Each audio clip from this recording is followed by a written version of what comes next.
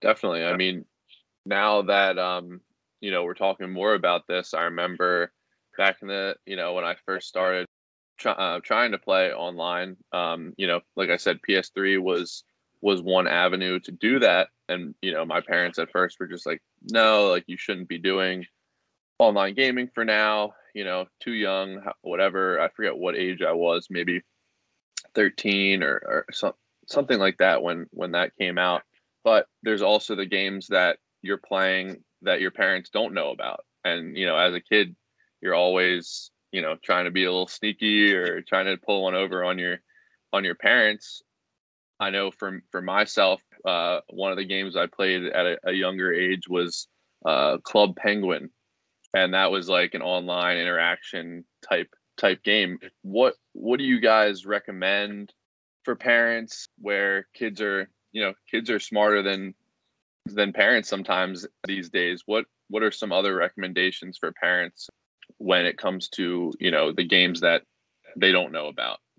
Yeah, so I think first of all, it should be, you know, parents should assume that, kids are smarter than them in most of those cases. But they should be more aware. They should play with their kids. So basically, I know a lot of the parents never, played with their kids.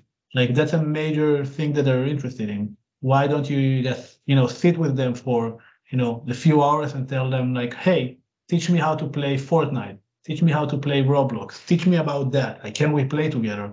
And the same as you're, trying to make them interested in things that you're interested in as a parent, like show some interest in the thing that they're interested in and learn about, the slang, what are some of the words that they're saying, like what is Robux, what is V-Bucks, what is some of the terms that they're using. So I think that's like a really good important thing. And other than that, I think they should be, really open about video games because I see a lot of parents who are like, hey, my child is playing video games all the time. I don't know. I want them to spend some time outside. And spending some time outside is important, but I think parents should understand that video games and those online virtual worlds are actually the park of, this generation. So they're playing, but they're also meeting all of their friends online. So if you're not letting them play, you're basically eliminated their option to play with their friends and meet online with their friends. And sometimes they can go to the park and no one will be there because all of their friends are at home playing those games. And so I think especially for parents who don't live in the city, who live in places that are, a little bit it's a little bit trickier for kids to meet each other. And I see a lot of the kids playing online afternoon, and just because if their parents don't drive them, that's their only way to socialize and interact with other kids. Yep. That definitely makes sense.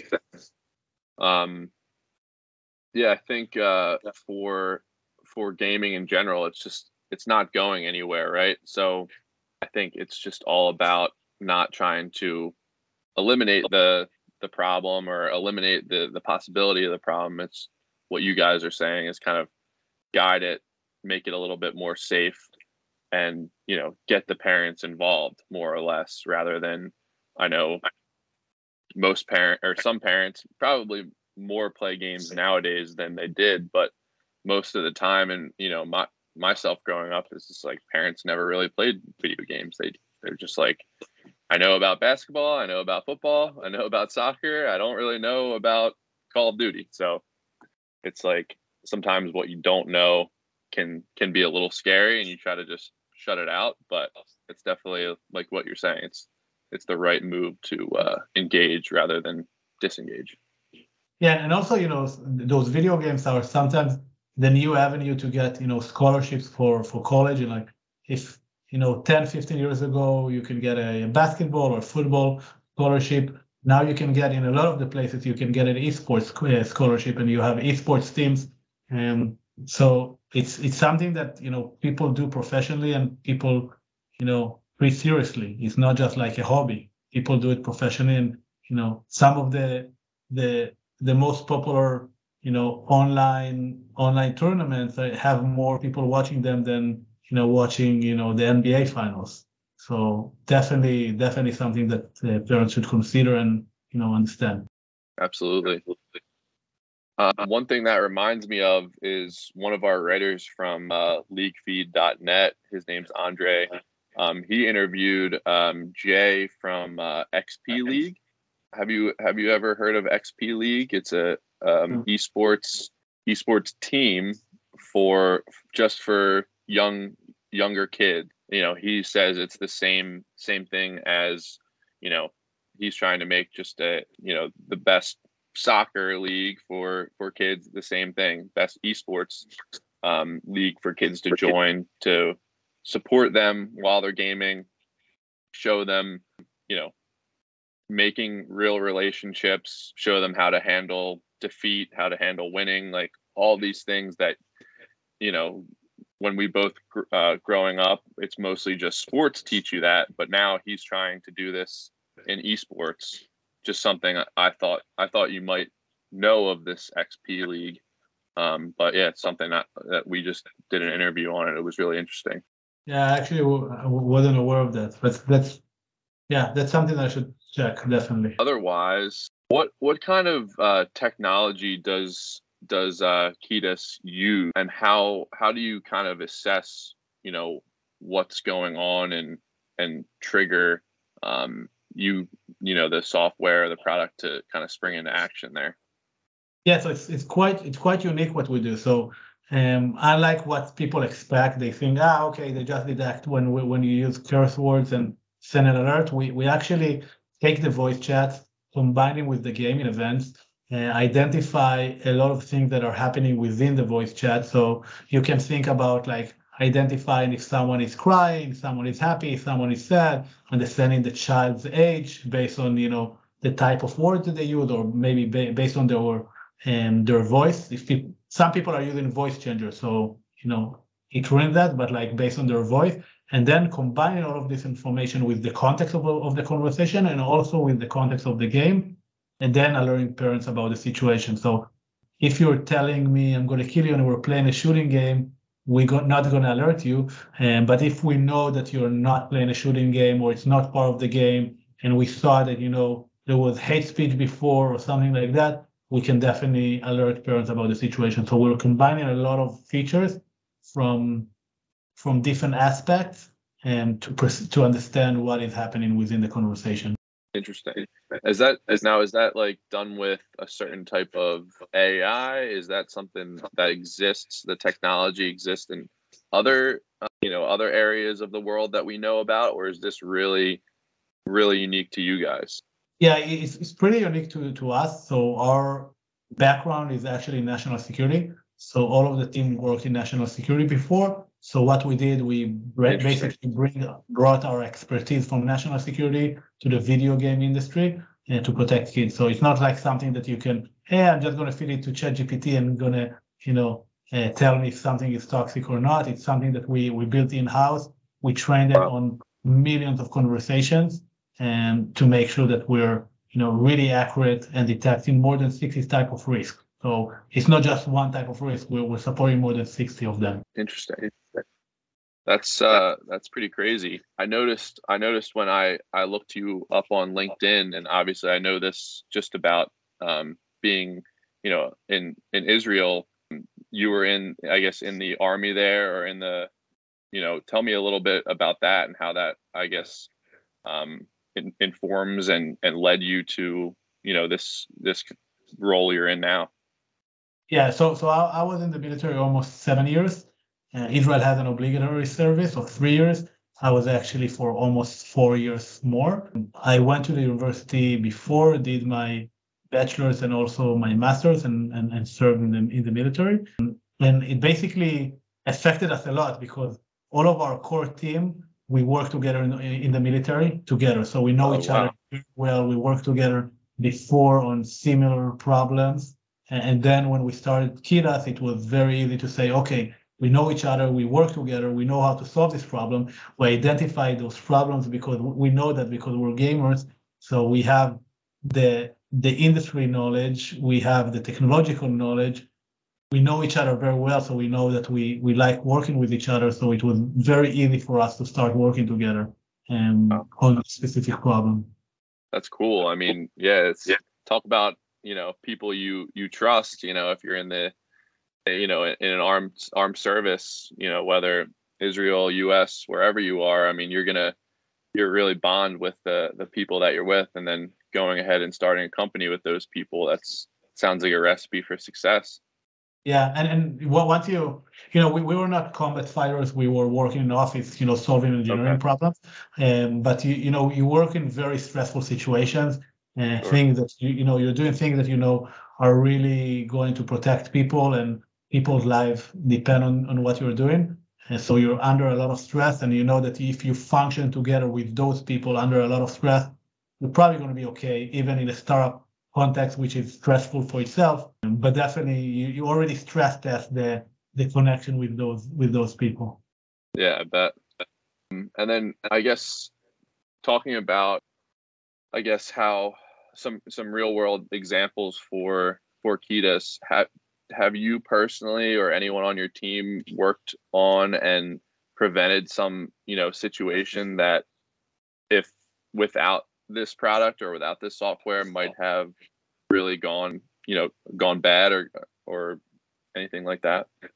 Yeah, we had a lot of cases. Actually, we have almost every week we have every week we send alerts to parents, but almost every week or maybe every other week we have very serious alerts. So we had a lot of cases of kids sharing private financial information, credit cards, social security numbers, passwords. And we had kids setting up meetings with online strangers. We actually had a kid who was planning to drive to take a bus 600 miles to meet someone. They didn't know him, met online. And we had a case involving a gun.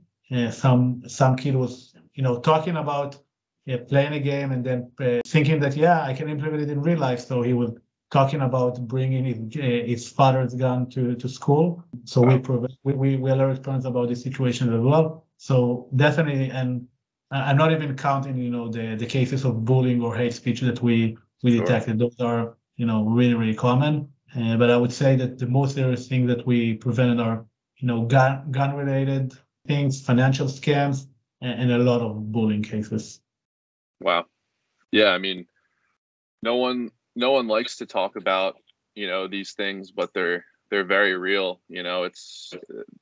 There's obviously crazy stuff happens every day, and it's not always brought to light, but it seems like you're really doing some important work here. So yeah, this has been super interesting. On the lighter side, I guess one of my final questions for you is, what's your favorite game, or what's the last game that you found yourself playing?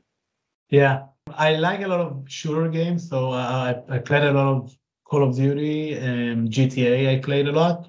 With social games, I actually played FIFA. So I played it with friends, with my brother. He just came to visit from Israel, and so we used to play a lot of FIFA. This time we actually didn't have time. It was quite busy. But a lot of the sports games, FIFA was one of them, and the shooting games. Cool. Yeah, I'm more of a, I guess for my background, I'm more of a casual gamer. I work on these sites more as a journalist and project manager and marketing manager, more so than an actual avid gamer. But for me, it was growing up, it was always Pokemon as a real young age with the Game Boy, and then now I got the Switch just last year, and then played the new Pokemon game, and I was like, oh my god. It came full circle. But yeah, I agree. So go with your phone, or not really? I think when it first came out, I did it, and it was kind of like, oh, like this is funny, like I would bring it around and see my friends and be like, hey, there's a Pokemon next to you, like. But no, I never really played that one too seriously. Yeah, I remember like, I don't know, it was 5-6 years ago, and my wife back then, she was my girlfriend, and when we came back from the party, it was like, I don't know, 2 or 3 a.m. And then she was like, yeah, I wanted to go to this random, place at night. It was like a park. And I was like, what do you want to do there? Yeah, I see that they have some Pokemons there. When I came, I was like, are you serious? At like 3 a.m. I want to go back home, and you're like catching Pokemon in the middle of a, dark park. And yeah. Maybe that was inspiration for your technology. You have to alert some. I don't know if they had a parental guardian on your girlfriend or your wife's account at that point, Yes. but alert someone. Catching Pokemon too late. Yeah. That's funny. All right. Well, again, thank you so much. That kind of brings me through all my questions. But if is there anything that you want to leave the audience with? Anything that you think, if anything, they should take away from this interview? Yeah, I think that we talked a lot about the risk in gaming, and don't want to end it in a negative note. I want to encourage people out there to play games, do it in a safe way, but definitely play games. It has been proven to improve kids' lives, socially improve skills, coordination. Definitely a lot of benefits. And just try to do it safely and be informed about some of the threats out there. Definitely. Yeah, I think it's supposed to be fun, and it seems like you guys are trying to keep it that way. So appreciate that. Yeah, for sure. All right.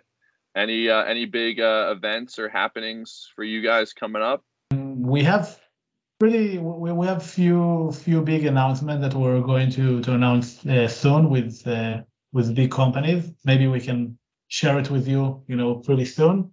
We definitely have some big announcements, some partners that we're launching with in the next few weeks. Cool. All right. Well, yeah. Obviously, if you ever have any PR or anything, send it over. We'll try our best to write about it. And as far as this interview, I think we'll probably over the next week, by the end of next week, hopefully be able to publish this, and we'll keep you updated and show you where the interview lands. We'll usually do a video interview, and then we'll do like an article on the site as well. So we have a written and the video version. So yeah, sounds good. And really wanted to thank you for taking the time to talk with me. Definitely enjoyed our conversation and getting to know you. And definitely feel free to reach out. If you have any questions or you're wondering about something or wanted to hear an aspect about a new trend or something like that, would be happy to talk anytime. Awesome. All right. Well, yeah, it was super appreciated. And yeah, it was a really interesting conversation. So thank you. Thanks, Ryan. All right. Bye, Ron. Thanks, everyone. Bye. Have a good one.